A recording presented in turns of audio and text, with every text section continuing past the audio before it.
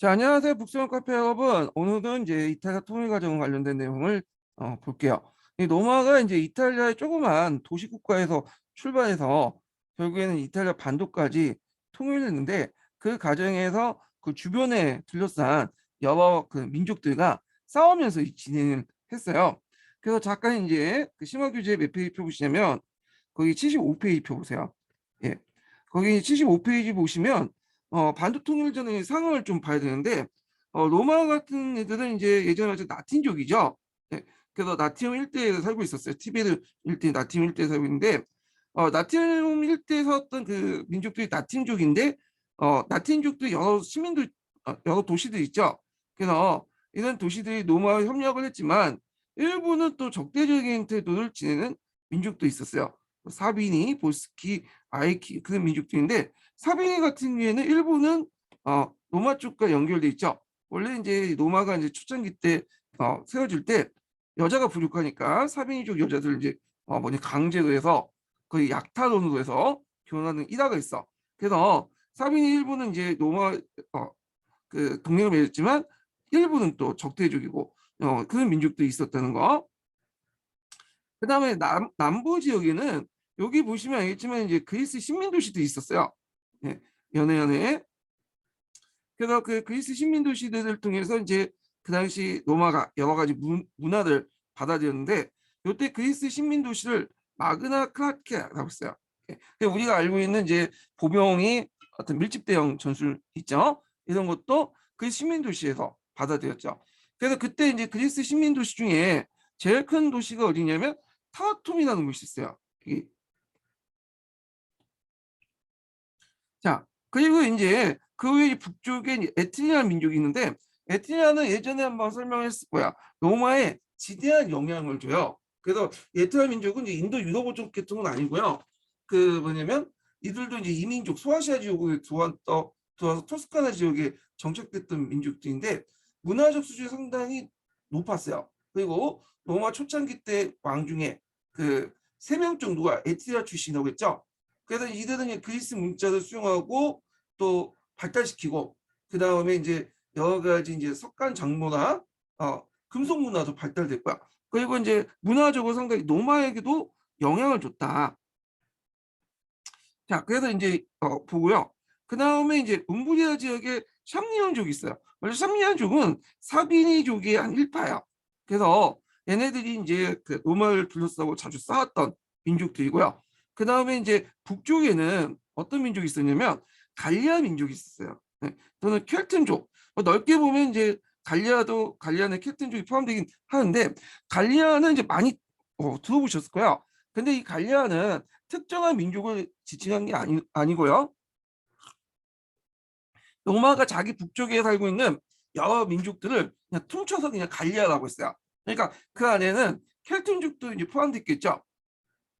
그래서 이제 이 갈리아족도 상대적으로 로마보다 한참 이제 문화 수준이 상당히 낮았고 좀 약간 이게 정복하기 좀 힘들었고 좀 정복해도 상당히 계속 반란을 일으켰던 그런 민족들이었거든요.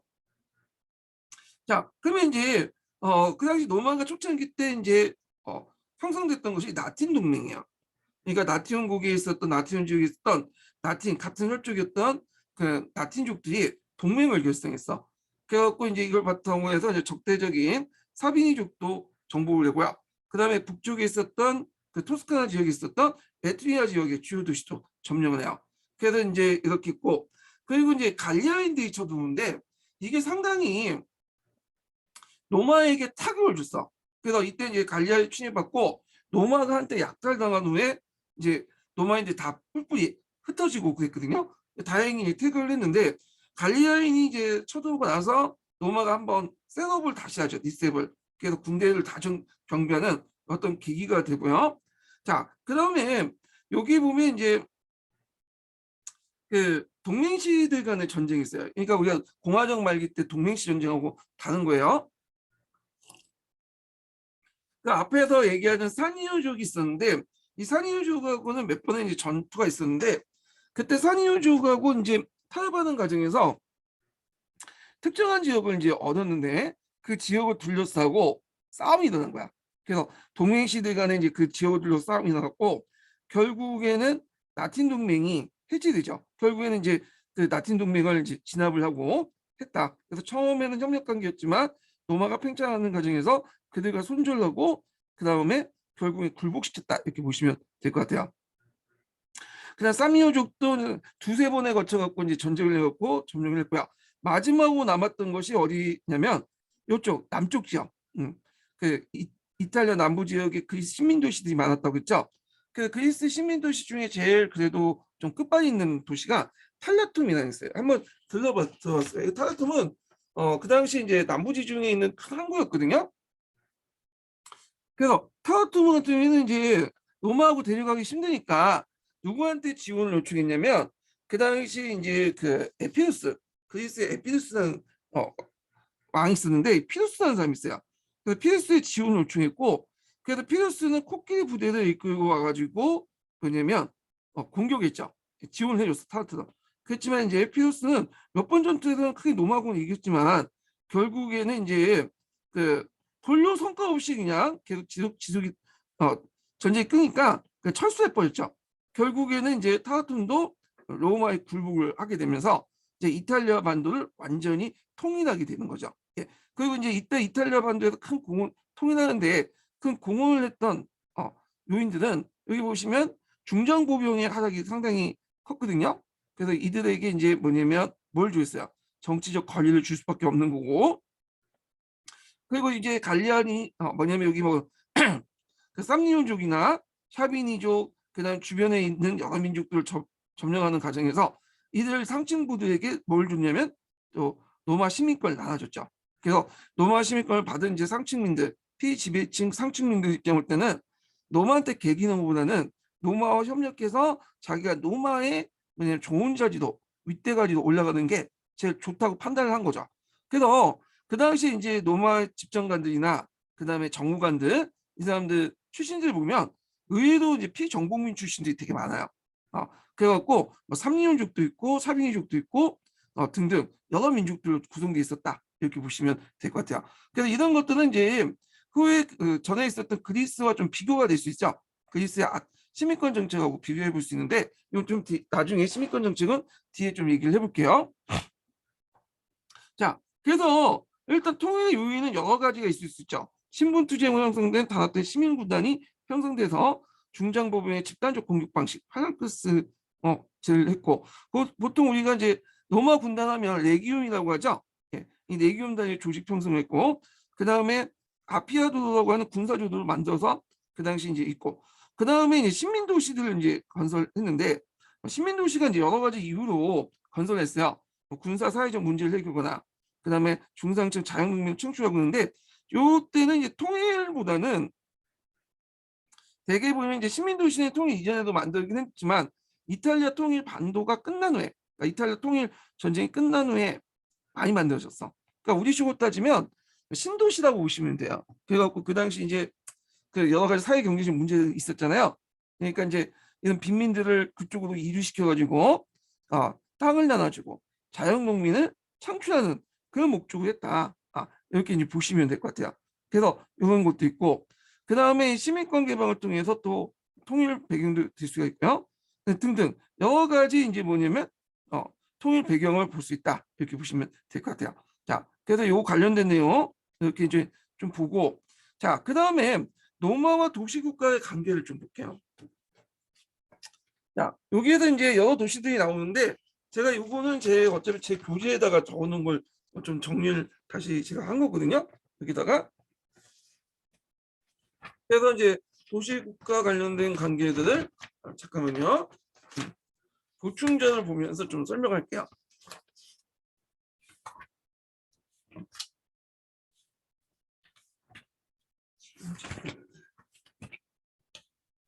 그럼 이때 이제 도시하고 이제 시민권 정책하고 이제 같이 됐어요. 2번하고 그 다음에 여기 시민권 정책 있죠. 예, 요 정책도 있는데 이것도 제 교재에 있는 내용들 그대로 정리한 거야. 그래서 요거는 좀 요걸 보는 게 훨씬 더 나을 것 같아요. 그래서 보충 교재 몇 페이지 펴보시면요. 자, 83페이지 펴보세요. 83페이지. 네, 이거 예전에 제가 설명했던 건데 지우고. 자, 보통 이제 그 노마가 이제 다른 도시와 관계는 반도 통일기하고 그 다음에 그 후에 이제 뭐냐면 지중해 정복기도 이렇게 나눠볼 수 있어요. 근데 여기에서는 이제 반도 통일기에 이제 관계에서 볼게요. 보통 이제 노마는 그 다른 지역을 정복할 때 그 정복한 민족들을 이제 직접 통치하는 것보다는 간접 통치하는 방식으로 진행을 하고 있거든요. 그리고 이제 이런 이제 도시국가의 관계가 또 시민권하고 연결되는데 여기에선 도시국가의 관계에서만 좀 볼게요. 보통 노마가 이제 다른 지역을 정복하거나 아니면 그러니까 이탈리아 반도 통일기예요. 그 안에서 다른 지역을 점령하거나 그 다음에 항복을 할 경우에 노마와 도시가 국가 간에 협정을 맺어요. 협정을 맺고 노마가 이제 이렇게 해서 얘네들에게 여러 이제 뭐 시민권을 분배하는지 특권을 분배해서 통제를 하는 방식이죠. 그리고 각 그 노마 밑에 있었던 도시 국가 간의 어떤 협정은 맺지 못하죠. 그래서 노마를 중심으로만 동맹을 맺을 수 있어요. 자, 그래서 노마는 크게 도시들의 특징을 보면 세 가지로 이제 두 가지 세 가지로 볼 수 있는데 하나가 이제 뭐냐면 자치 도시가 있고요.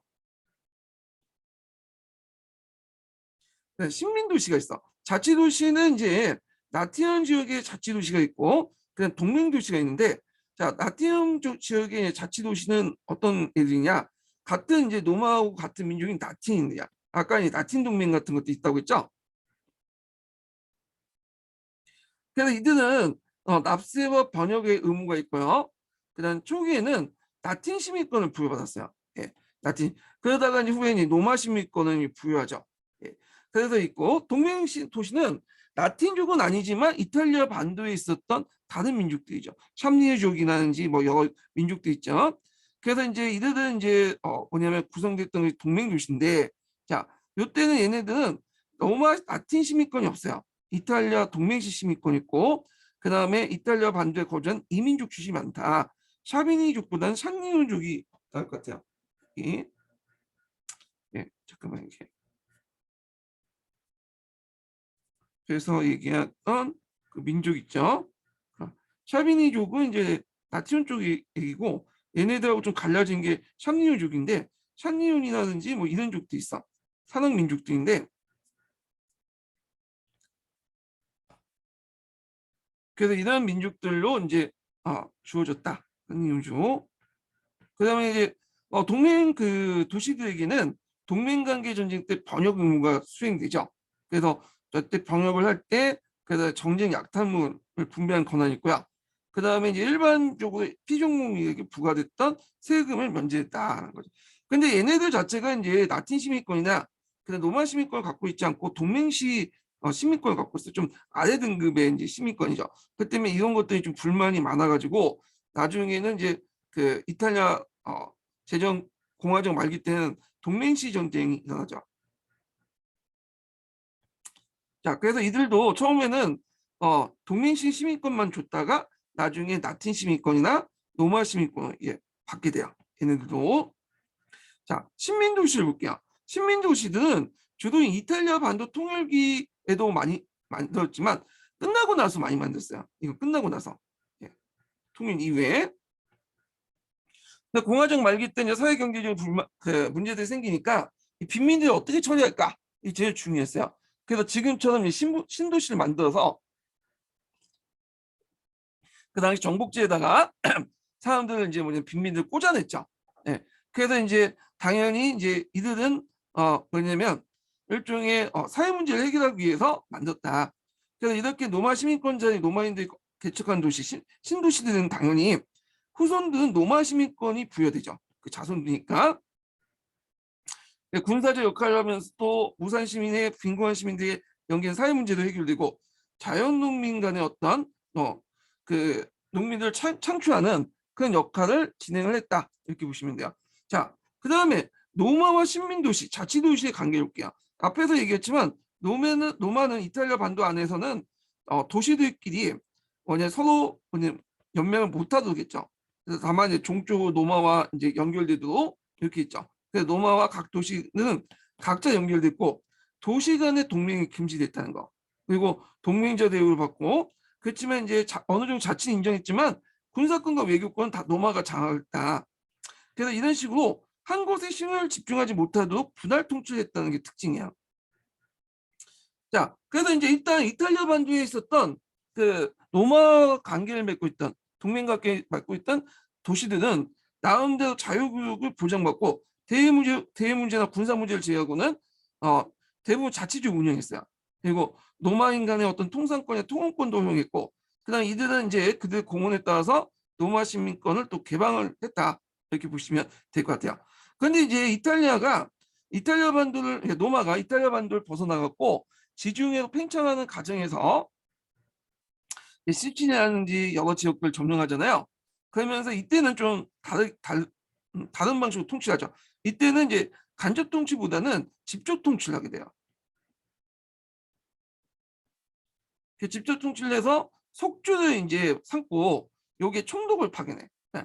그리고 또 이제 세금 홀쭉을 걷기 위해서 징세 청부인들을 파견하죠. 그래서 이런 지역에 이제 이 지역을 떼어주고 그냥 세금을 걷어오면 대신에 이제 그 중에 일부를 징세 청구인이 갖는 것이고 하죠. 자, 이런 식으로 이제 물론 징세 청구인 제도도 나중에 이제 폐지가 되긴 하는데 초창기 때는 그랬고요. 그래서 이제 있고 원로원과 황제 간의 속주 구분된다. 이거는 나중에 그 옥타비아누스 있죠. 요때 이제 구분하는데 이건 나중에 좀 얘기할게요. 그래서 그 당시 최초로 속주로 삼았던 곳은 어디냐면 포에니 전쟁 이후에 그 당시 얻었던 시칠리아야. 시칠리아를 최초 속주로 설치했다, 이렇게 보시면 될 것 같아요. 자, 그 다음에 시민권과 관련된 거 보죠. 시민권은 예전에 기출문이 나왔어요. 자, 로마 시민권 정책들이 독특한데 앞에서 얘기한 그리스, 뭐 아테네, 아테네나 스파르타는 시민권을 제대로 안 줬죠. 자기들끼리만 이제 나눠 가졌잖아요. 그러니까 대외 팽창에 어떤 한계가 있었는데 로마 같은 경우에는 끊임없이 전쟁하는 기간 동안 새로운 필요를 받아들이기 위해서 시민권을 많이 개방을 했어. 예. 그것이 그리스 시민 도시와 달리 로마 팽창 원인의 원동력이 됐는데 시민권도 상당히 이제 많아요. 많다 보다 세 가지가 있어. 처음에는 로마 시민권 있고요. 그다음에 라틴 시민권 있고, 그다음에 이탈리아 동맹 시민권 있어요. 여기 제일 높겠죠. 로마 시민권은 시민으로서 모든 권리를 갖고 있어요. 선거권도 있고 피선거권도 있고 그래요. 이거 왜 그러냐.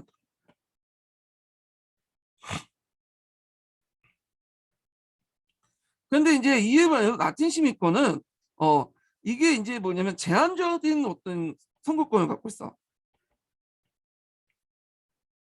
그래서 이거는 이제 뭐냐면 보통 로마의 트리푸스에 한 뭐 몇 년 거주하거나 있을 때, 그러니까 일정한 거주 기간이 있을 때만 뭐냐면 그 선거권을 갖고 있어요. 예.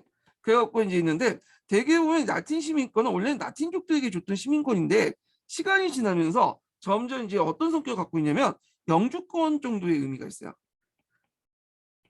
그러니까 로마 시민권을 얻기 전에 그 전 단계의 어떤 시민권, 이거 보시면 돼요. 그래서 이런 성격으로 바뀌었다, 이렇게 보시면 될 것 같고요. 자, 그래서 이제 이런 시민권 정책을 통해서 그 뭐냐면 그 시민단을 적절하게 조절했다. 그래서 그 당시 이제 그 뭐냐면 군사력도 제공을 받으면서 그 다음에 또 그 인력 그 뭐냐면 어떤 그 공동체가 팽창하고 외연이 확대되면 그거에 대한 반대 세력도 있을 거 아니에요. 반발도. 그래서 적절히 그것도 통제를 하면서 이렇게 된 거죠. 그래서 너무 받아들이지 않고 그렇다고 너무 재지도 않고, 그래서 적당히 재면서, 왜냐하면 군사력을 또 제공받으면서 그 다음에 또 한편으로는 외부로부터 새로운 유입을 또 뭐냐면 불만을 좀 잠재우는 그런 역할을 했다라고 보시면 될 것 같아요. 그러면 이제 로마 시민권, 라틴 시민권, 이탈리아 동맹 시민권의 이제 권한의 차이를 좀 볼게요. 로마 시민권은 완전한 이제 로마 시민권이고요. 라틴 시민권과 이탈리아 독립 시민권이 있어요. 자, 라틴 시민권은 아까 얘기한 것처럼 초창기 때 라틴 지역에 거주했던 라틴 도시들에게 줬어요. 근데 이제 점점 확대되면서 그 뭐냐면 남북 갈리아, 에스파냐, 아프리카, 그러니까 이제 그 여러 지역의 사람들에게 줘. 로마에 위해서 공헌했던 많은 사람들, 예를 들어 군인으로 참여했거나 등등. 그래서 또 그 지역에 통치했던 뭐 족장 세력들. 그래서 이런 세력들에게 줬고 이걸 어느 정도 얻은 다음에 노마 시민권으로 등업을 내주죠. 그러니까 약간 영주권의 의미가 있다는 거야. 미국도 시민권이 있고 영주권 있잖아요. 영주권 의미가 있다는 거죠. 그래서 라틴 시민권의 권한을 보면 통상권, 통혼권, 그러니까 노마에 일정한 거주했을 때 트리프스 투표권이 있고요. 그러니까 물론 노마를 떠나면 이제 이런 게 없겠죠. 그다음에 노마에 장기 영주하면 이제 일정한 심사를 거쳐서 노마 시민권을 부여받을 수 있다는 거죠. 자, 그래서 이제 이런 거 있는데 나중에 칼라칼라 황제가 노마 시민권을 다 이제 뭐 주는 거잖아. 예. 그래서 제국 내에 있는 시민들에게 다 줬죠. 의미가 없어져. 왜냐면 다 받으니까 이제 뭐 라틴 시민권이 의미가 없죠. 개나 소나 다 이제 노마 시민권을 얻으니까. 그래서 의미가 상실됐던 시민권이 라틴 시민권이다. 이렇게 보면 되고요. 마지막으로 이탈리아 도시 시민권이 있어요. 이탈리아 동네. 참고 이탈리아라는 말을 좀 하는데 보통 우리가 이제 이탈리아 하면 이제 국명으로 이제 이렇게 생각하잖아요. 이탈리아 나라. 근데 그 당시에는 국명보다는 그 이탈리아 반도의 지명이었어요. 그 이탈리아 반도 안에는 여러 부족들이 있죠. 노마 외에도. 예, 노마는 그중에 한 부분이고요. 그래서 보통 이탈리아 반도를 전체를 지칭할 때는 이탈리아라고 지칭했고 그 다음에 이쪽 노마는 그 노마 제국만 얘기한 거야. 이탈리아 반도 안에서 있는 노마 도시국가. 그래서 이제 보통 이탈리아 동맹 도시는 노마를 제외하고 또는 여러 도시들을 얘기해요. 그래서 이제 나티움 지역이나 제외한 자치도시들 부르는데 얘네들은 트리플스 창병회가 없어요.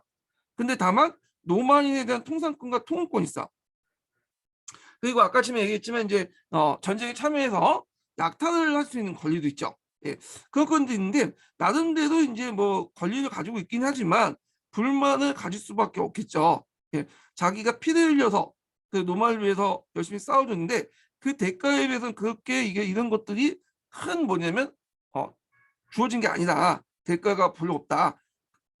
그래서 내가 피를 흘릴 만큼 구하는 더 많은 대가를 원해서 그 당시 정식으로 라틴 시민권이나 노마 시민권 달라고 했는데 노마가 거절했죠. 그래서 이제 전쟁이 일어나는 거 아니에요. 이탈리아 동맹시 그 전쟁이 일어났죠.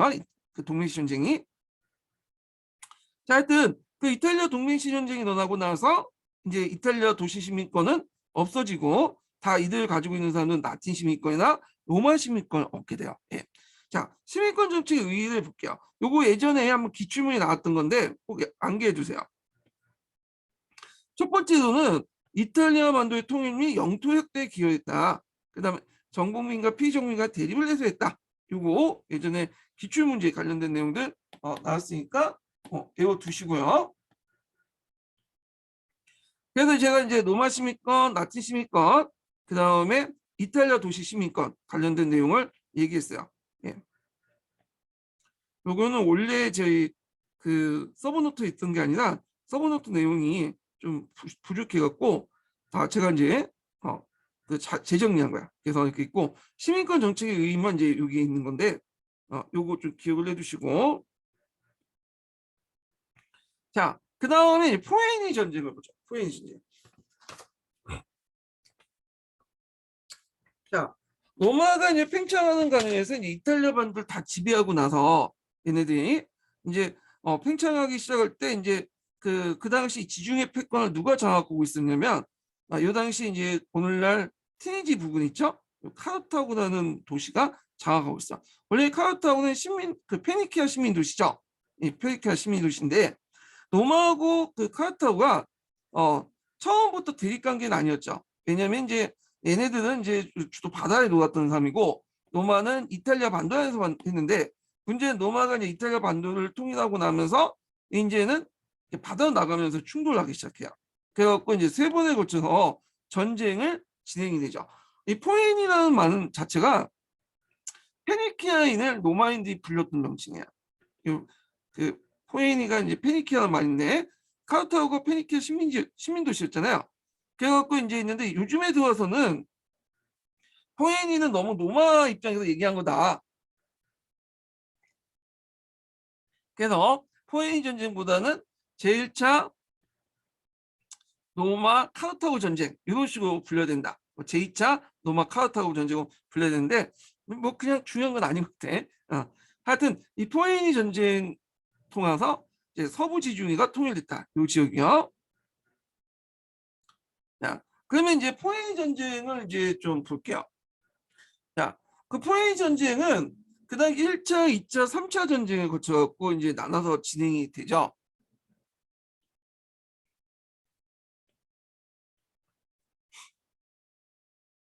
자, 1차 전쟁을 보면 배경을 보면 로마가 이탈리아를 통일하고 직접 지중해를 면하게 되면서 지중해 패권의 다툼이 일어났고 그 당시 이제 여기 시칠리안 섬에 여러 도시국가들이 있는데 이 도시국가 내전에 그 당시 로마와 카르타가 각각 지원해주면서 이제는 서로 붙게 되기 시작해요.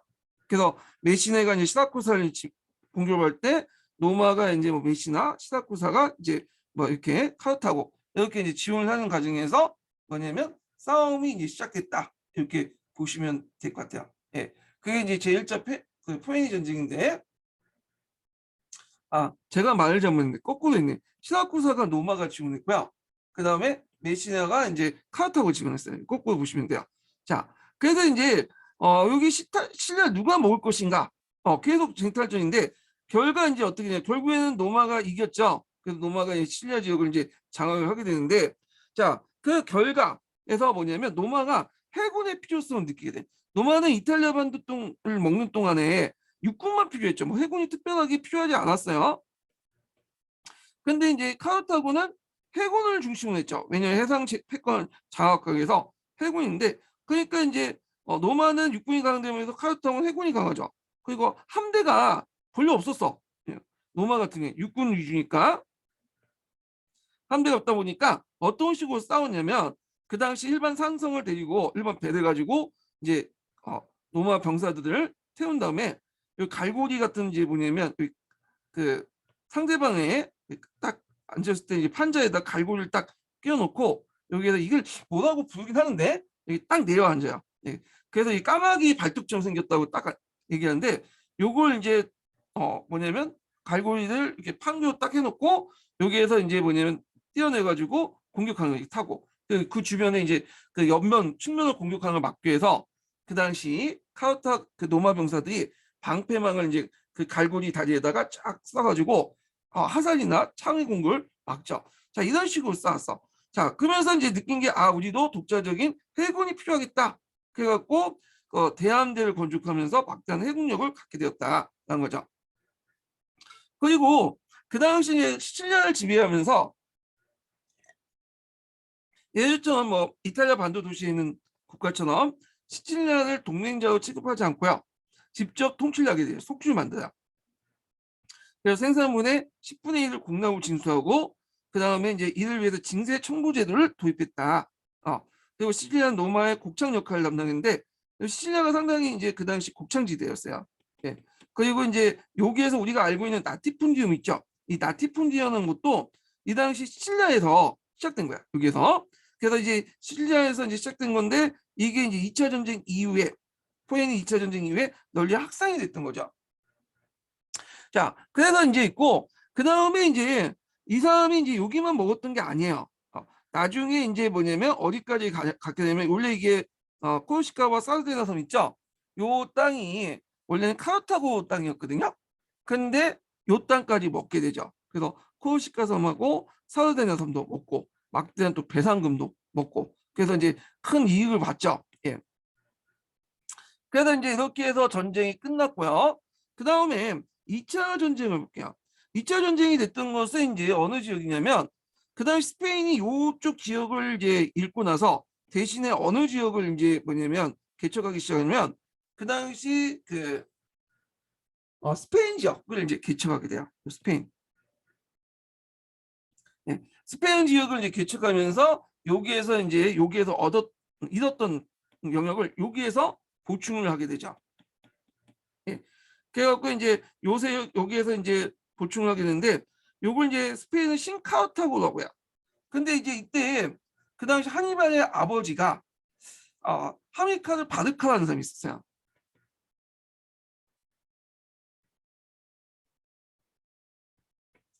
자, 이 하미카르 바르카가 있었는데 요 스페인이 이제 그 카르타고가 스페인의 영역을 이제 식민 시키는데 큰 역할을 했던 사람이 하미카 바르카였죠. 근데 이 사람은 이제 로마에 대한 적개심이 상당히 컸고, 그래서 이제 하니발 그 아들 하니발한테 그 적개심을 항상 뭐냐면 주입을 시켰어. 예.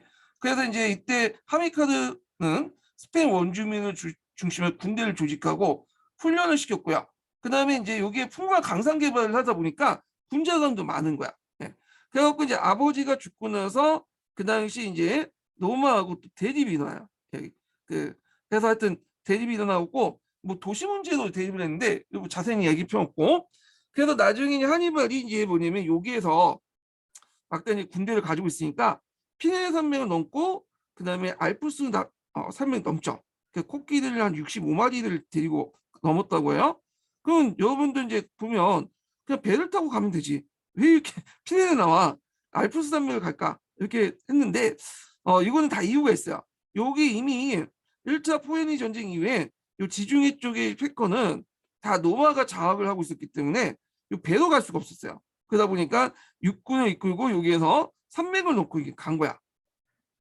그 과정에서 많은 사람을 이제 죽게 되고, 그리고 이제 뭐 코끼리도 65마리에서 데리고 갔다가 실제로 거기 알프 산맥 넘어가니까 한두 마리밖에 없었다고 그래요. 네. 병력도 많이 이제 손실되고 하니까 북쪽에 갈리아족들이 살고 있었어요. 그래서 이 갈리아족부터 이제 동맹을 맺고 여기에서 병력을 보충했죠. 그래서 밑으로 내려가기 시작해요.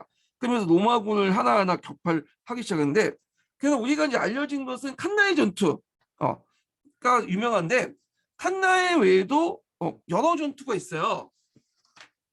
근데 뭐 이건 우리가 다 알 필요 없고, 제일 중요한 게 칸나의 전투인데, 칸나의 전투에서 큰 승리를 거두게 되죠. 예. 그 칸나에 이렇게 이제 보는데, 뭐 표기법이 이제 이걸 좀 왔다 갔다 해요. 여기서.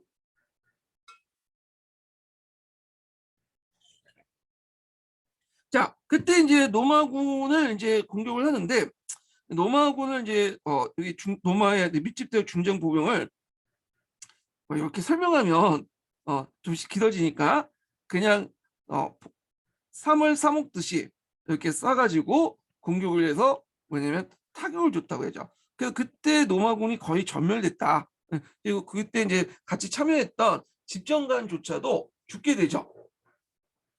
그래서 이제 그러면 이 칸나이 전투에서 노마군을 거의 90% 이상 섬멸시켰단 말이야. 그러면 직접 노마를 공격을 했어야 되는데 노마를 공격하지 않아요. 오히려 그 남이 그 이탈리아 지역을 시쫓고 다니면서 돌아다녀.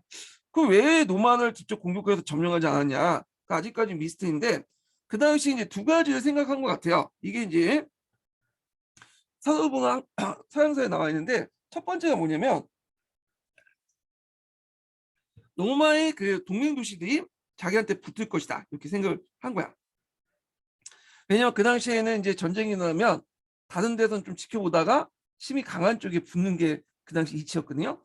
근데 은근히 동맹 도시들이 뭐냐면 로마하고 충성 관계를 계속 유지하는 거야. 자기한테 붙은 도시들이 있는데 되게 남이탈리아 지역의 그리스 식민 도시 몇 개 외에는 안 붙는 거예요. 그래서 로마와 동맹 도시 간의 어떤 끈끈한 어떤 유대감이 계속 남아 있었기 때문에 실패했고요. 그러니까 아마 이제 학자들은 시민권 정책을 통해서 그들을 완벽하게 장악했다 이렇게 보고 있어.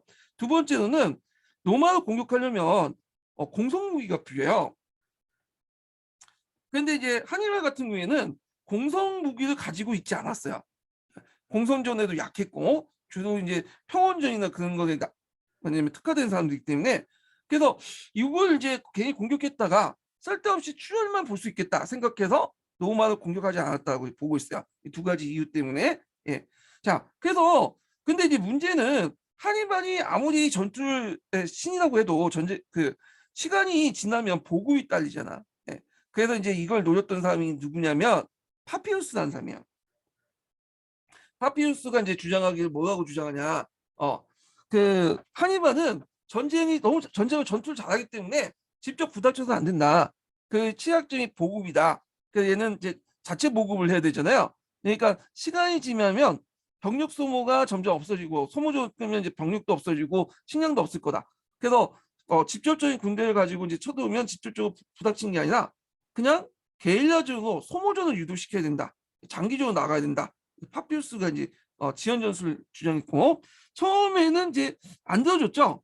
처음에 파피루스가 그걸 하다가 쫓겨나가고 이제 다시 강경파가 이제 집권해서 칸나이 전투를 이끌다 또 졌거든요. 그러니까 다시 이제 파피루스 지연 전술을 하게 돼요. 이게 먹혀들었죠. 하니발은 맨날 전투에서는 이겨요. 근데 시간이 지나면서 뭔가 부족해.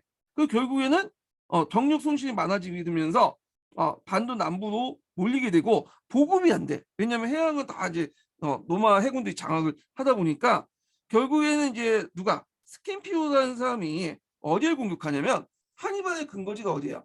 이베리아죠. 이베리아 스페인 지역을 공격했던 거야. 시스파냐 지역을 공격하죠. 그러니까 이제 여기에서 이제 이베리아 반도를 장악을 해버린 거야. 그리고 나서 어디를 치냐면 카르타고 본고를 쳐요. 결국에는 이제 뭐냐면 그때 자마 전투에서 그 로마군이 크게 이기죠. 예. 그래서 스킨피오 아프리카 뉴스라는 사람이 있어요. 유명한 장군이 그 자마 전투에서 하니발을 뭐냐면 하니발 전술대도 격파했다 이렇게 보시면 돼요. 예. 자, 그래서 이제 있는데 전쟁사 좋아하시는 분들은 이제 뭐 자마 전투라든지 그다음 칸나이 전투 이런 것들을 이제 할 때 많이 아실 것 같은데 저도 이제 좀 얘기하고 싶지만 여기 뭐 전략 전술 같은 것들이 안 나오니까 그냥 건너뛸게요. 예.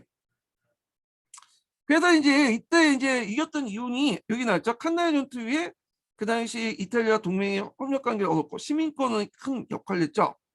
그래갖고 여기는 이런 것도 있고 그 다음에 이제 여기 내륙을 들어가면서 아까 이제 제일 중요한 게 보급이죠. 군대에서 보급, 전쟁에서 보급은 상당히 중요해. 아무리 전투를 잘해도 맨날 승리를 해도 보급에서 지면 거의 99% 지는 거야. 예.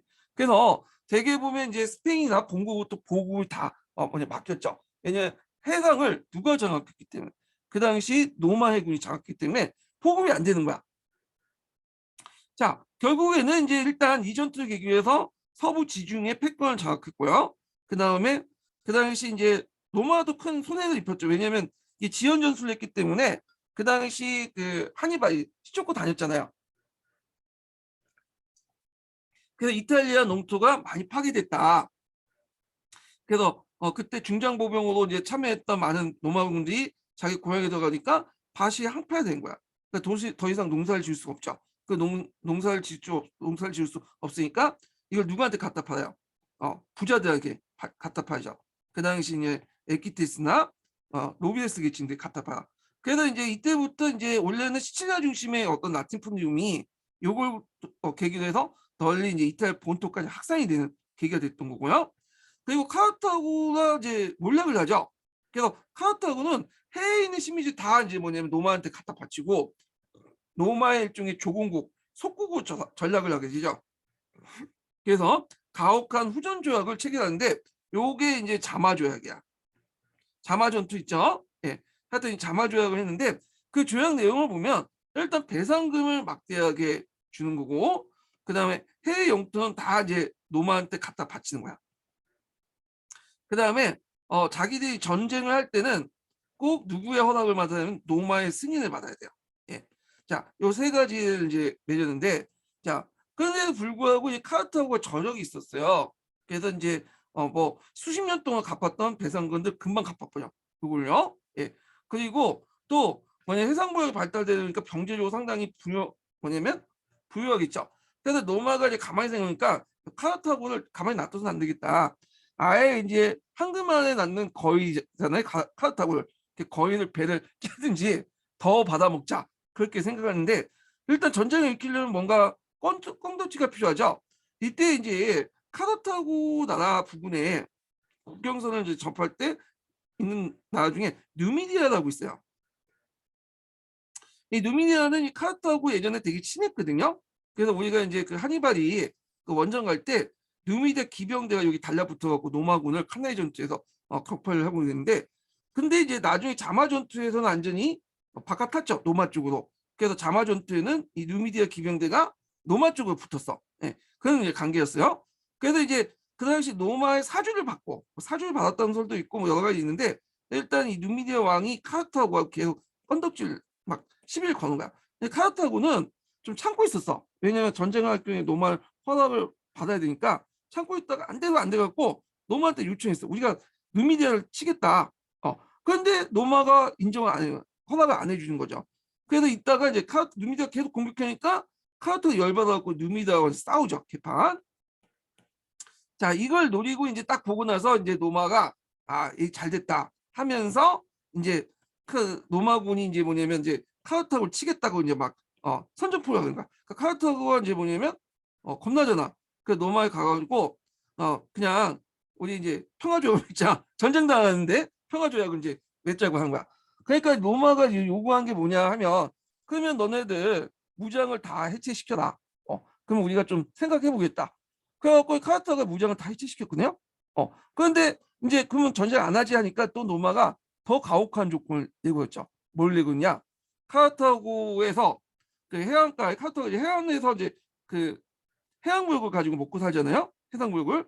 카르타고의 도시를 16km 내륙 지역으로 이동을 하는 거야. 그러니까 여길 비우고. 카르타고 입장에 그건 도저히 들어줄 수 없죠. 얘네들 해상무역을 가지고 먹고 사는데 16km까지 내륙을 들어가면 어떻게 돼요? 카르타고 죽으라는 소리잖아. 그래서 안 되겠다 해갖고 자체 이제 뭐냐면 안 되겠다 너네들하고 손절이다면서 싸우겠다면서 전쟁에 들어갔는데 이미 자체적으로 무장 해제한 상태에서 갑자기 전쟁에 들어가니까 급하게 이제 또 무기를 만들어요. 근데 이 카르타고가 놀라운 게 이걸 이제 공격해서 로마군을 3년 동안 망하냈어. 결국에는 로마가 이 카르타고를 점령하고 나서 남자들은 다 죽여버리고 여자들과 어린이는 노예로 갖다 버리고 거기에 사람이 살 수 없도록 아예 소금을 쫙 뿌려놓고는 아예 그 시가지를 다 파괴시켰죠. 그리고 여기를 이제 카르타고 일대를 아프리카 속주로 만들었다. 이렇게 보시면 돼요. 그러니까 3차 포에니 전쟁을 겪고 나서 이제 서부 지중해 뭐냐면 지역을 점령을 했고요. 그리고 이때 이제 2차하고 3차 중간에 노마가 서부 지중해뿐만 아니라 동부 지중해 쪽으로 이렇게 또 팽창 들어가요. 그래서 그때 이제 첫 상대가 누구냐면 마케도니아였어요. 마케도니아. 그래서 이제 마케도니아 전쟁이 일어났어. 예. 그게 이제 3번에 거쳐서 일어났거든요. 1차 마케도니아 전쟁, 2차 마케도니아 전쟁, 3차 마케도니아 전쟁인데 1차 마케도니아 전쟁은 노마가 이제 그 당시 개입하고 싶어서 개입한 건 아니고 어쩌다 보니까 개입을 했던 거고 여기 뭐 점령할 생각까지는 없었는데 2차 마케도니아 전쟁부터는 본격적으로 이제 개입을 해서 거기를 이제 점령을 하게 돼요. 그래서 이제 그때 이제 뭐냐면 에아톨리아라는 연맹이 있었어. 에아톨리아. 그래서 에아톨리아 동맹과 연맹을 해갖고 마케도니아군을 격파를 하죠. 예. 그래서 이제 있고 뭐 이모스 선언을 또 하고 뭐 이렇게 해갖고 이제 했는데 그래서 이제 뭐 이건 그냥 보시고 3차 마케도니아 전쟁을 또 일어나요. 3차 마케도니아는 마케도니아와 동맹군을 격파하고요. 아예 이제 여기를 직접적으로 점령을 했거든요. 예. 그래서 결국에는 이제 그 당시 많은 인질도 가지고 데리고 오고 그래서 결국에는 요 3차 마케도니아 전쟁을 통해서 그 당시 그리스와 마케도니아 일대를 점령했고요. 그 다음에 또 세라우쿠스 전쟁을 통해서 그다음 크게 승리했고 세라우쿠스 왕조 있죠. 시리아 쪽에 있는 왕조 여기를 점령을 해버렸어요. 그래서 그 앞에 이제 포에니 전쟁이 일어날 때도 이 동부 지역도 같이 마케도니아나 이제 그 3번의 마케도니아 전쟁, 그 다음에 세라우쿠스 전쟁, 그리스 정복 등등 해갖고 동부 지중해 정복 활동도 있었다. 이렇게 보시면 될 것 같아요. 그리고 이제 3차 마케도니아 전쟁을 보고 나서 폴리비우스가 그리스와 카르타고가 잘 나갔는데 몰라 그랬잖아요. 그걸 보면서 로마가 왜 팽창을 했는가 이걸 나름대로 이제 세계사적 관점에서 서술했죠. 로마사를. 예. 요거 예전에 한번 기초에 언급됐던 거 보니까 좀 기억을 해주시고요. 자, 이렇게 동부 지중해와 서부 지중해를 다 장악한 로마는 전 세계를 이제 전 지중해 세계 지배하죠. 왜냐하면 나중에 이제 포르토마이오스 왕조가 아직 남아있긴 했죠. 그것도 이제 악티움 회전에 통해서 이제 지배를 했지만 하여튼 전 지중해 세계를 지배를 했고요. 그다음에 헬레니즘 문화가 유입되죠. 그래서 이걸 바탕으로 로마의 문화의 발전의 원동력이 됐고 그다음에 이때부터 이제 강경했던 로마인들이 생활태도 풍습이 사치스럽고 상납적으로 해. 노예도 들어오고 그다음에 곡물도 들어오고 뭐 등등 하니까 이제는 일하지 않고도 먹고 살 수 있거든. 예. 그래서 이제 그 당시 스킨피어 아프리카 누스가 그 당시 카르타고를 멸망하고 나서 그 카르타고 표현을 보고 눈물을 지었다고요. 예. 왜 눈물을 짓겠어요? 예, 카르타고의 그 모습을 보고 앞으로 이 로마가 이제 쇠퇴할 것을 이제 예언을 한 거지, 예측을. 그래서 이 포에니 전쟁이 끝난 후에 로마의 절정기를 이뤘지만 이걸 계기로 해서 로마는 사회 경제적 여러 가지 문제점이 등장하기 시작했다. 이렇게 보시면 될 것 같아요.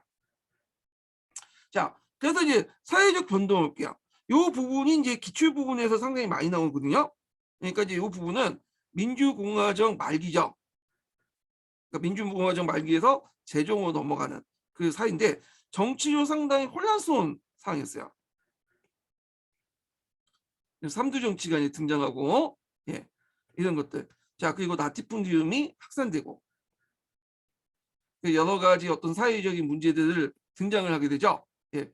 그래서 뭐 개업도 이제 그라쿠스 개업도 이렇게 나오고, 자, 그런 상황이었다라는 걸 이제 보시면 될 건데, 자, 이 그 공화정 말기 때 이제 상황들 좀 볼게요.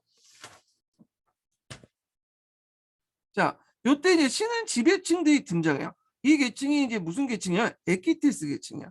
이 앞에 이제 제가 백인의 설명할 때 좀 얘기했을 텐데, 보통 여기에서 이제 재산 정도에 따라서 뭐냐면 정치적 권리를 줬는데 상부 계층이 있었다고 했죠. 이걸 기사 계층이야. 근데 기사 계층도 요 앞에 이제 정통종이 정통 귀족이 있고 에키테스 계층이 있어요. 근데 에키테스 상부는 정통 귀족들과 통합권이 형성돼 갖고 노비데스 계층이라는 계층이 되죠. 이게 이제 BC 6세기 때 신흥 귀족들이야. 근데 요때 이제 3세기 무렵에 그러니까 포에니 전쟁 이후에 이제 신흥 계층들은 요 노비데스 계층이 아니라 이때 기사 계층 중에 에키테스 중하층 있죠. 얘네들을 얘기해요. 예. 그래서 얘네들이 이제 뭐냐면 부각이 되는 거죠. 에키테스 계층들이. 그래서 이 에키테스 계층들은 어떻게 이제 경제적 부를 쌓느냐. 그 당시 BC 218년 법령에 의하면 원료원들, 그러니까 이제 노비데스 계층들이 무역이나 토목공사, 금융업에 종사를 금지시켜요. 그러니까 이제 노비데스가 이 사업에 들어가지 못하니까 이걸 누가 했냐. 앞에서 에키테스 계층들, 기사 중상류층 계층들이 뭐냐면 중하주층 계층들이 왜냐면 이렇게 했죠. 그래서 아까 좀 중상이라고 했나요? 예, 중하예요. 예, 제가 잘못 적어놓은 건데. 자, 하여튼 이 에키테스 중하층 계층들이 그걸 했다. 그러면서 이제 이 평민들이 신흥 부유층으로 성장했다. 그래서 BC 6세기 때 신흥 지배층들은 노비데스 계층이냐, 요때 BC 3세기 이후부터 예, 그 공화정 말기 때 등장한 신흥 그 지배층은 에키테스 계층이야. 그래서 이들은 이제 해상무역이나 각종 군납업, 공공 토목공사, 속주의 징세 책무를 하죠. 그 이런 것들이 이제 그 당시 호황했던 건 뭐냐면 그 앞에서 얘기한 것처럼 서부 지중해, 동부 지중해 같은 여러 정복 정을 통해서 막대한 영토를 지배를 했잖아요. 그래서 그 지역에 이제 여러 가지 이제 물자들, 노예들, 그 다음에 그 세금 징세 천북 징세권들, 징세 청구 권한들을 얘네들이 이제 행사를 한 거야. 막대한 권한을 행사한 거죠. 그래서 이를 통해서 부를 축적했다. 그래서 공화정 말기 때 이 노비에스 에키티스는 일단 이탈리아 정부에서 얻은 공유지를 선취하고 단연간 종군에 피폐한 소농민들의 토지를 경매했어요. 특히 2차 포에니 전쟁 이후에 많은 농지들이 어떻게 돼요? 예, 항폐화됐잖아. 그러니까 이제 중장보병으로 아시드위로 참여했던 소시민들이 돌아오니까 왜냐면 농지가 다 항폐화된 거야. 그러니까 이제 그 농지들을 이 노비에스 에키티스가 싼값으로 사들인 거지. 그리고 나서 거기에 이제 소시민들, 그러니까 빈민층으로 몰락한 이제 소시민들은 더 이상 이제 군대 거기에 있지 못하니까 도시로 가서 프롤레타리아 계층, 무산자 계층이 되는 거죠. 예, 그런 것도 좀 기억을 해두시고요. 그래서 이제 우리가 알고 있는 대토지는 나티품이라는 노예 노동에 입각한 대농장 경영이 등장했다. 저도 이제 그 예전에도 한번 기출문제 나왔지만 이때는 대농장 기간에 대농장에서 이제 뭐냐면 재배했던 것은 곡물이 아니었어요. 곡물은 이제 우리가 알고 있는 이제 뭐예요? 예, 이거는 밀이죠. 밀은 이집트나 이런 지역에서 많이 들어오기 때문에 그래서 뭐냐면 생산성이 없어. 단가가 안 맞아. 그래갖고 그 이거는 이제 여기에서 외국에 수입해 오고 비교적 비교 위에 있는 올리브나 포도를 재배했어요. 그리고 양사육이나 이런 방목도 보였다. 이렇게 보시면 될 것 같아요. 그래서 이제 대농장을 설립할 수 있는 법을 만들어서 노마 영토 확장과 영유지에는 처분법 같은 걸 했다. 근데 이걸 좀 기억하려면 이게 무슨 말이냐? 노마 확장의 영유지인데 이게 공유지 막 이런 말이 나오잖아요. 이런 말. 이걸 이제 알려면 그 당시 이제 노마가 이제 그 이탈리아 반도를 통일하는 과정에서 그 여러 동맹 도시들과 어떤 동맹을 맺었잖아요. 그러면 동맹 도시들과 이제 동맹을 맺을 경우에 동맹 도시의 영토였던 그 토지의 30%나 뭐 40%를 노마한테 갖다 바쳐야 돼요. 그럼 노마가 이제 이걸 공유지로 만들어 가지고 원래는 일반 빈민들에게 이 영지를 나눠주는 거야. 그래서 이걸 이제 해가지고 임대료 받아먹는 거고요. 공유지에서 이제 나눠주고 임대주택처럼 이렇게 그 소량을 받아먹는데, 근데 이제 시간이 지나면서 원래는 빈민들이 이제 받아야 되는데 얘네들은 안 주고 이제는 편법을 써갖고 그 당시 누구야? 에키티스나 노비레스 계층들, 신은 기죽 신은 부유층들이 요걸 받아먹은 거야, 자기가. 그 땅을. 그리고 나서 원래는 이게 점유였는데 자기 땅이 아니에요. 이탈리아 공유지지. 근데 시간이 지나면서 이게 이제 영대 점주 체제가 형성되니까 어느 사이에 이게 사유지가 되는 거야.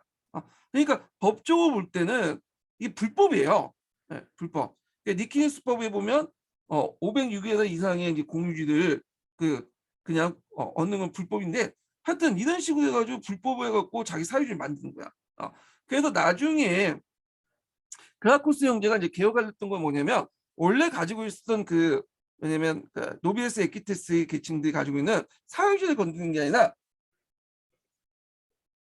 로마의 공유지인데 불법적으로 이런 식으로 이제 가지고 있었다. 에키테스나 노비에스 계층이 갖고 있던 불법적인 토지를 다시 뭐냐면 국가에 환수해 갖고 그 빈민들에게 나눠주려고 했던 거죠. 그러니까 당연히 이제 부유층 입장일 때는 열받는 거지. 그래서 하여튼 이런 것도 있었다, 이렇게 보시면 될 것 같아요. 자, 그래서 이제 이걸 이제 가능했던 법이 요 논쟁이죠. 대농장을 설립할 수 있는 법, 이런 것들이 있었다.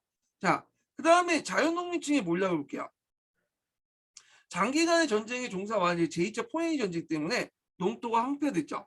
그래서 요 자연농민층은 그 당시 이제 그 백인에서는 뭐라고 불렀냐면 아시드위 계층이라고 했어요. 아시드위. 그래서 이제 보병이 5등급으로 나오는데 그 중에 1등급이죠. 80개 집단을 차지하고 있죠. 자, 근데 이들이 이제 몰락한 거야. 이런 이유 때문에. 그리고 대농장가 노예를 받던 대농경과 경쟁할 수 없었고, 그 다음에 공나무 형식으로 속주에 값싼 곡물이 유입됐죠. 그래서 중소농민층이 몰락하고, 당연히 이제 얘네들이 몰락하니까 더 이상 무장을 할 수는 없잖아요.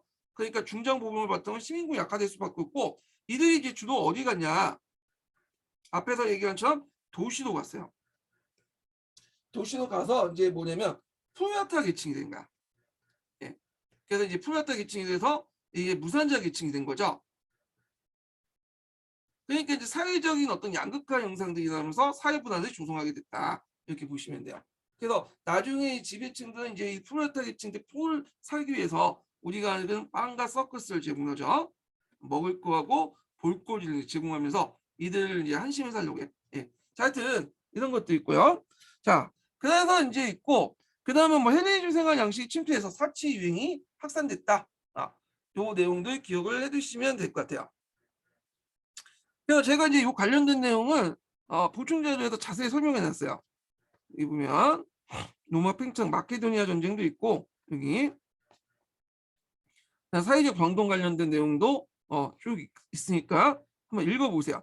여기 로마 공화정 사회적 병동 관련된 내용은 서양사 강의란 책이 있어요. 그 시간 되실 때면 서양사 강의란 읽어보세요. 그게 좀 자세히 이제 뭐냐면 들어가 있는데 배경 지식을 읽긴 좋아요. 근데 굳이 안 읽어도 요즘에 나오는 그 기출문제 보니까 굳이 안 읽어도 그냥 합격할 수는 있어요. 예. 시간 안 되시면 안 읽어도 돼요. 예. 자, 그 다음에 이제 이번에 나왔던 그라쿠스 형제 기억 볼게요. 자, 그라쿠스 형제 기억은 뭐냐면 시험 문제 많이 나온 부분이죠. 그래서 이제 한 세네 문제 정도 나왔고, 5대도 나왔고, 수능에도 많이 나와요. 요 그라쿠스 형제는. 그래서 그라쿠스는 이제 형제는 형이 티베리우스고요. 그다음 아우가 이제 누구냐면 가이우스죠. 얘가 1차, 2차 이렇게 보시면 돼요. 이렇게. 그리고 이 사람은 명문가 출신이에요. 그래서 민중들을 위해서 정치를 했지만 명문가 출신이고 호민가로서 이제 개혁을 했죠. 우리가 보통 호민가 하면 평민들 이익을 대변한다 생각하니까 뭐 평민 출신만 생각하는데 실질적으로 그 호민가들 보면 상당수가 뭐냐면 명문가 출신이고 돈이 있는 애들이야. 왜냐면 호민가는 그 무료기 때문에 돈이 어느 정도 있어야지만 할 수 있는 거야. 하여튼 자, 그라쿠스 형제가 있었던 그 배경, 아까 이제 신흥 부유층, 에키테스 계층 등장하고, 그다음 2차 포에니 전쟁 이후에 나치뿐이 유행하고, 자연농민의 몰락 등 시민군이 약화되잖아. 사회와 불안이 조성되고. 그래서 이제 시민군, 자연농민을 다시 부흥시켜야겠다. 중소농민들. 그래서 사회 분란을 해소하고 군사를 강화했다. 왜냐하면 자연농민들이 중장 보병층이 되잖아요. 자, 그래서 이제 형이 이제 했던 개혁이 이제 티베트 그라쿠스 개혁인데 농지법을 만들었죠. 그래서 이제 서강제에 보면 농지분배 3인위원회가 있죠. 실행기구를 만들어요. 요거 요번에 기출 예문에도 그게 나와 있더라고요. 니키드스법을 제한을 넘어서 불법으로 점유한 토지들, 주로 공유주의자, 아까쯤에 얘기한 그런 국가 토지인데 자기가 몰래 이제 가지고 있는 토지들, 사유화된 토지들을 몰수해서 무산 시민들에게 분배하자라는 개혁안을 뒀고요. 그런데 이제 이거에 대해서 원로원 중심으로 한 반대파들 위해서 그의 지지자와 더불어 살해당하죠. 결국에는 이제 원로원 계층들에서 욕을 얻어먹고 살해당했다 이렇게 보시면 될 것 같아요. 이 사람은. 자, 그리고 이제 그 다음에 등장한 게 가이우스 그라쿠스야. 자, 가이우스 그라쿠스는 공물법을 제정했죠. 이것도 예전에 기출문에 나왔죠. 그러니까 가난한 시민들에게 시장 가격보다 싸게 곡물 판매.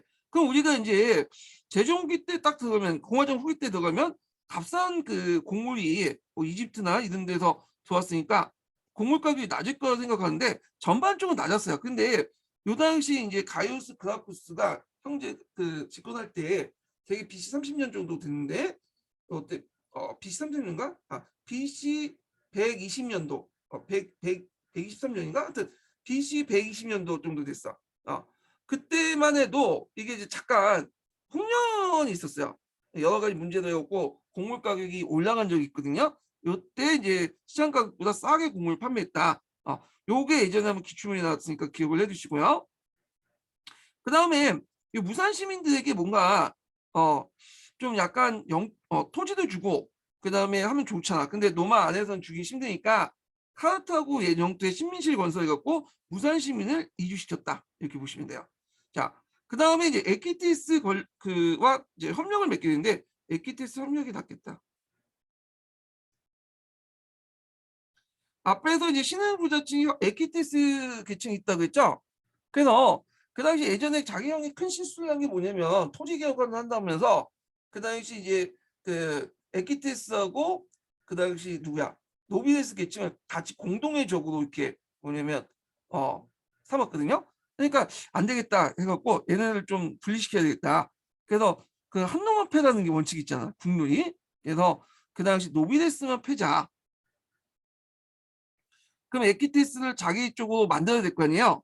그래갖고 이제 노비데스를 분리시키기 위해서 그들에게 특별한 신분의 표시를 이제 부여한다든지 그 다음에 이제 속주 아시아에서 징세 특권과 속주에서 착취하는 그 속주 복주의 배심원 자격을 부여해요. 원래 이제 이런 것들은 누구한테 줬냐면 그 당시 그 원로원 계층들한테 준 거야.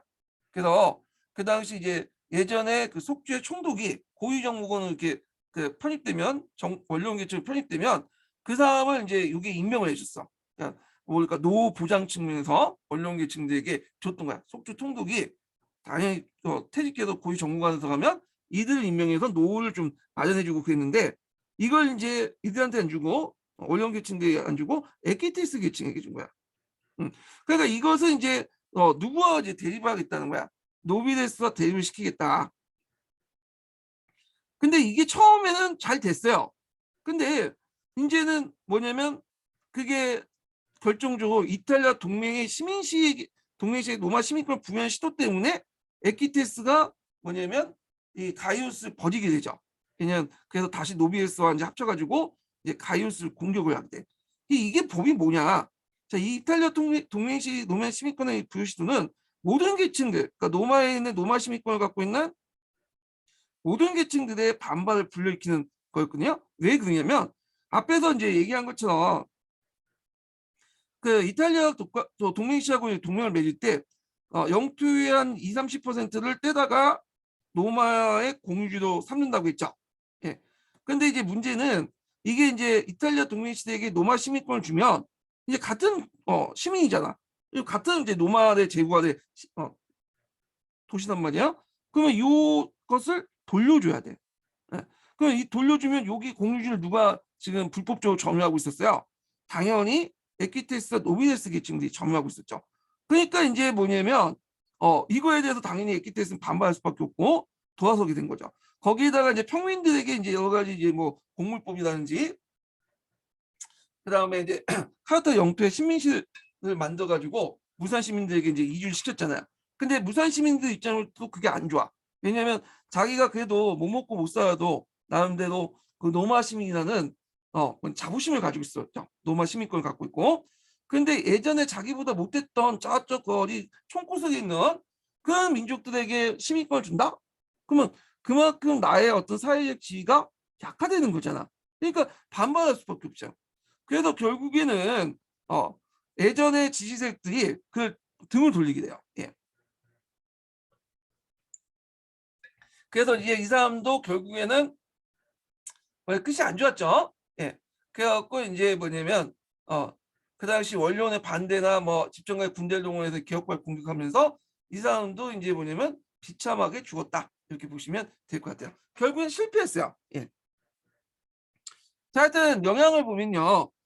그라코스 형제 결과 실패로 공화정 내부 문제가 해결되지 못했다는 거. 그다음 개혁을 통해서 노마 지배층은 원료를 중심의 기득권과 형상을 유지한 그 옥티마투스. 옥티마투스라는 것은 이제 누구냐 별쪽파라고 하죠. 우리말로 표현하면 별쪽파. 주로 이제 별쪽파들은 원로원 계층들. 이고 그다음에 또 원로원 계층들과 에키테스 계층도 있어요. 에키테스 계층들은 원로원 계층과 대입된 측면도 있지만 이들도 돈을 많이 모으면 또 원로원 계층으로 좀 신분 상승을 하거든. 그러니까 경제적 이해관계 측면으로 때는 동일한 계층이다 이렇게 보시면 돼요. 자, 그다음 이들과 대응 민중의 이익을 옹호하는 포퓰라루스라고 하는데 이걸 민중파라고 번역하죠. 그래서 이제 요 개혁 이후에 별족파와 민중파의 투쟁이 일어나. 그리고 여기에 이제 삼두 정치가 연결되면서 복잡하고 치열한 양상을 띠게 되었다. 이렇게 보시면 될 것 같아요. 참고로 요게 이제 그 민중의 이익을 대변한 포퓰라리스, 그러니까 포퓰라리스가 민중파들인데 우리가 생각하는 진짜 흑수저 민중파들은 있긴 있죠. 마리우스 같은 사람들은 대개 보면 이 포퓰라리스는 금수저들. 예. 강남 좌파 보시면 돼요. 그래서 원래는 별족파에 속한 인물들인데 시저나 이런 사람들 다 별족파죠. 그런데 이제 얘네들 안에서는 항상 아웃사니까 아싸니까 얘네들 여기에서 얻을 게 없으니까 정치적 지향으로서 뭐냐면 여기 민중파가 됐던 사람들이 많다. 그래서 명문가 출신의 민중파도 상당히 많다는 걸 좀 기억을 해주세요. 그 대표적인 사람이 누구냐면 시저 같은 사람이죠. 이 사람도 집안이 좋아요. 예. 자, 그래서 이제 이렇게 있고, 자, 내란과 공화정의 몰락을 볼게요. 자, 공화정 말기 때 여러 반란들이 일어나죠. 특히 이제 숙주민의 저항도 있었고, 제일 이제 로마 공화정 위기를 빠뜨린 전쟁이 뭐냐면 이탈리아 동맹시들이 저항이야. 자, 이탈리아 애들은 동맹시들은 로마가 확장하는 과정에서 많은 피를 흘렸잖아요. 근데 얘네들은 아직도 그 좀 하위 단계 그 시민권, 동맹 시민권밖에 없어. 그래서 우리도 노마 시민권을 부여해달라 하면서 동맹시 전쟁을 해요. 그래서 이제 처음 BC 92년 89년에 그래서 동맹국이 단합해서 이탈리아를 만들고 원래 이탈리아라는 것은 이제 이탈리아 반도에 있는 모든 지역을 이탈리아가 하죠. 이탈리아. 그래서 로마와 다른 정체성을 가지는 걸 내세운 거야. 우리는 로마 제국의 일원이 아니라 이탈리아 반도에 있는 삶이다 라는 걸 내세웠다는 거죠. 그러니까 이 말은 로마로부터 벗어나겠다 이런 말이에요. 자, 만들고 시민권 개방을 반대하는 로마에 도전을 했다. 그래서 이제 이렇게 이제 동맹시 전쟁 또는 이탈리아 전쟁이라고 하는데 결과적으로 노마가 이때 큰 타격을 받아요. 예. 이탈리아 동맹시들은 노마군의 속성을 좀 알잖아. 같이 싸워보고 하니까. 그래서 결국에 노마도 그 이탈리아 동맹시들을 이제 뭐냐고 타협을 했죠. 그래서 그 당시 동맹시 시민권을 부여하고 결과적으로 이탈리아 반대 모든 시민권을 개방했다. 그래서 동맹국부터 시민권을 부여하고 결과적으로 이탈리아 반도의 모든 자유민에게 시민권을 부여했는데 이때 시민권이 라틴 시민권이나 노마 시민권을 부여했다는 거죠.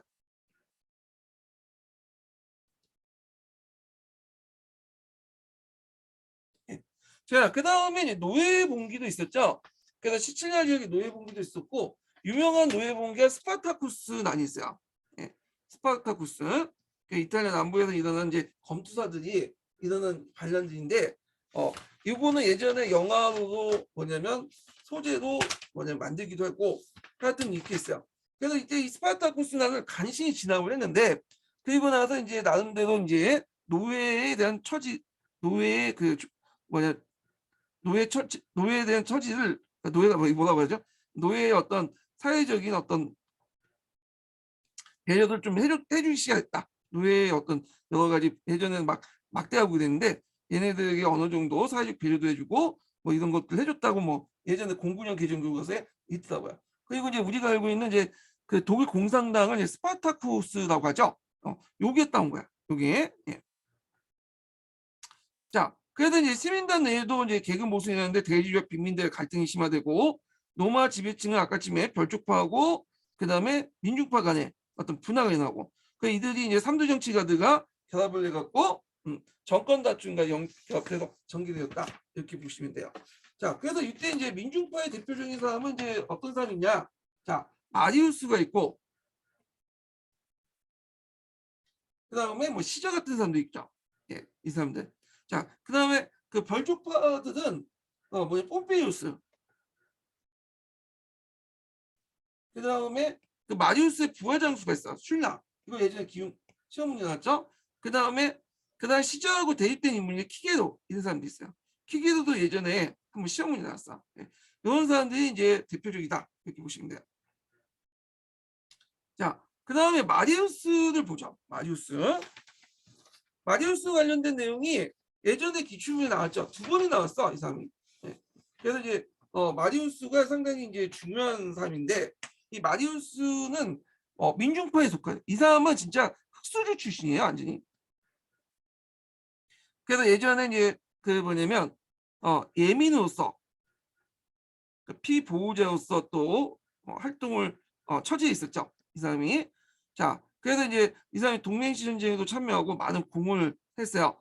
그래서 이제 마리우스 군제 기억을 좀 보면 자 배경을 보면 자연농민 몰락으로 종전의 시민군 유지가 곤란하고 원료원의 무능과 부패로 정치의 공백 상태가 등장을 하니까 그 당시 이제 그 프롤레타 계층이 많았잖아. 무직자나 무산자 계층을 지원병원에서 직업적인 군대를 형성해요. 예전에는 이제 군대가 유지되려면 중정보병이나 뭐 이런 것도 갖춰야 될 거 아니야. 무기들 가지고 있어야 되고 어느 정도 경제력이 필요한 건데 이 당시에는 뭐냐면 무기나 그다음에 식량이나 이런 것들은 이제 장군이 줘요.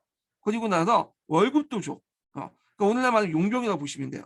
그리고 퇴직 후에는 토지도 줘요. 퇴직금으로. 야, 그런 식으로 해서 직업군인을 만들어버린 거야. 그러니까 군대는 무장을 공급받고 봉급을 받으며 16년간 복무를 마치면 토지를 받았다. 자, 그 결과 보면 군대 사병화가 되죠. 왜냐하면 이제 이 직업군인들은 돈을 준 사람한테 충성하잖아. 그런데 돈을 준 사람이 누구예요? 국가가 아니죠. 장군이나 제적가잖아. 그러니까 장군에게 충성을 해. 그래서 장군은 사병이나 다른 것이 이제 듣고 요 사병들 이용해서 군인들이 정치에 가입을 해요. 개입을 하죠. 그래서 군인 정치가 등장을 했다는 거야. 그래서 이렇게 번질된 군대를 배경으로 장군들 시민단 내부의 갈등과 원료원의 무기력을 이용해서 정치 문제에 등장했고 그래서 공화정의 몰락을 촉진시켰다. 그러니까 우리가 이제 알고 있는 이제 뭐 제1차 선두 정치, 그다음에 제2차 선두 정치. 자, 이런 것들은 뭐냐면 사병화된 부대를 이끌고 정치에 가입을 했기 때문에 가능했던 거죠. 그래서 이제 무산자들의 징집을 공식함으로써 그간 꾸준히 진행되었던 시민의 무산화경을 매듭짓는 거다. 시민의 무산화한 건 시민의 프롤레타경이야. 그래서 이제 시민들이 빈터털이 되니까 얘네들을 이제 뭐냐면 군인을 이용을 했다. 이렇게 보시면 될 것 같아요. 예. 그래서 요 내용도 있고 그다음에 이제 슐라를 보죠. 슐라도 예전에 이제 기출문에 나왔던 거죠. 이 사람은 마리우스의 부하 장수예요. 근데 마리우스가 이제 그 흑수저 출신이잖아요. 근데 슐라는 그 뭐 귀족 출신이야. 명문가 출신이야. 야, 그래서 이제 마리우스가 좀 약간 이제 뭐냐면 좀 약간 계열이 다른 사람이죠.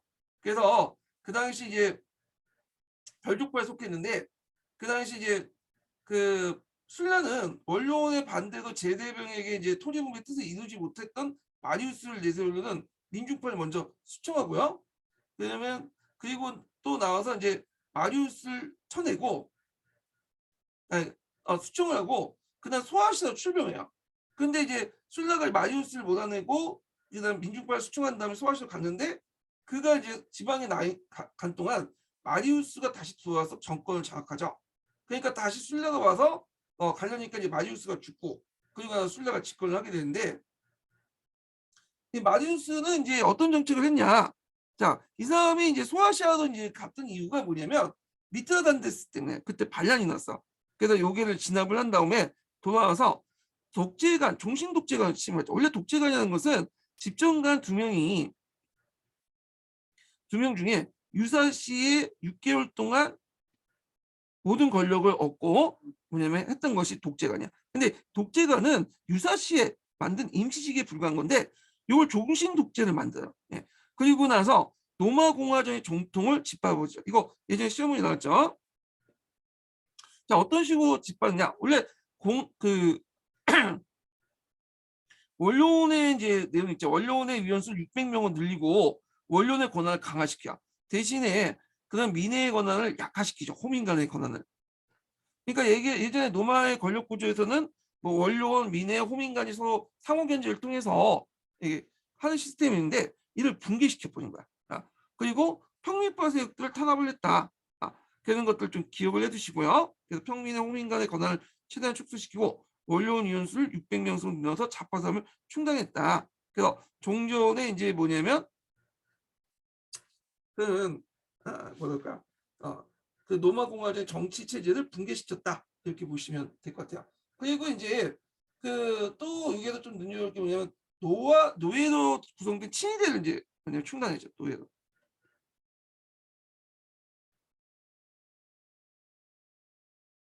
네. 그런 이제 여러 가지 뭐냐면 업적이라고 하면 그냥 조치를 취했다 이렇게 보시면 될 것 같아요. 예. 자, 그런데 이제 이런 조치들이 이제 그냥 로마 사회를 좀 파행적으로 만들잖아요. 그래서 이제 순려 다음에 집권했던 포피우스가 다시 원래 상태로 복원시키죠. 이건 좀 뒤에 좀 얘기하고요. 자, 그래서 이제 이런 내용들 좀 기억을 해주시고 그 다음에 폼페이우스 관련된 내용 볼게요. 이 폼페이우스가 따로 이렇게 설명이 안 돼 있네. 네, 잠깐만요. 보충 페이지에서 좀 얘기해 볼게요. 제가 이제 여기 마리우스 있고 술라 있는데 한번 보시고 폼페이우스 보죠. 자, 폼페이우스는 이 사람은 별족파 출신이야. 예. 명문 가문이야. 예. 그렇지만 이제 이 사람은 앞에 이제 술라처럼 정통을 다 무시해버리고 평민층을 막 진압하고 그러진 않았어요. 나름대로 평민파들의 지지가 필요했던 거예요, 이 사람도. 그래서 이 사람도 이제 국사적 업적이 되게 많거든요. 그래서 이베리아 반도했던 이제 반란자 세르티우스 반란을 진압을 하고 그 당시 이제 스파르타쿠스 잔당을 진압을 하고 해적을 진압하고 시암이 팔레스타인의 속국을 삼고 그리고 미트로단테스가 있죠. 슐라가 한번 밟아줬는데 후에 다시 반란을 일으켰어. 그래서 완전히 진압을 했다. 그리고 나서 이제 자기가 정권을 장악했는데 이 사람은 벌쪽파임에도 불구하고 평민층과 집권하기 위해서 앞에 이제 솔라의 반동적인 국제를 다시 한원시켜요. 그래서 민중파의 지지를 받고 그 다음에 이제 클라소스가 시저가 손을 잡고 폼페이우스를 견제시키려고 했다. 그래서 클라소스와 시저가 손을 잡고 예, 폼페이우스를 견제를 했는데 클라소스, 시저, 폼피우스 이렇게 하면서 몇 차 삼두 정치? 제1차 삼두 정치가 이루어졌다. 이렇게 보시면 돼요. 그래서 폼피우스가 이제 뭐냐면 그 당시 그 인기를 끄니까 그 당시 정치적으로 이제 좀 반대편이었던 크라수스 입장할 때는 좀 약간 위기심을 느낀 거야. 그때 누가 등장했냐면 카이샤가 등장해. 그래서 얘는 이제 크라수스하고 폼피우스를 견제하면서 크라수스 손을 잡아서 시저가 이제 폼피우스를 견제하면서 또 얘네들도 중지를 시켰죠. 예. 그리고 이제 폼피우스의 동생인가요? 동생을 하고 또 결혼하죠. 시저가. 예. 그래갖고 이런 식으로 해갖고 자기가 이제 뭐냐면 원래는 벌릴 힘이 없었어 시저가. 근데 크라우스와 폼피우스 잘 균형을 맞춰갖고 제1차 3대 정치를 이끌었다 이렇게 보시면 될 것 같아요.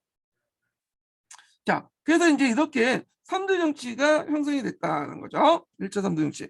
1차 3대 정치는 카이샤드, 폼피우스, 크라우스 이렇게 이제 성립을 했던 것이 제1차 3대 정치죠. 예.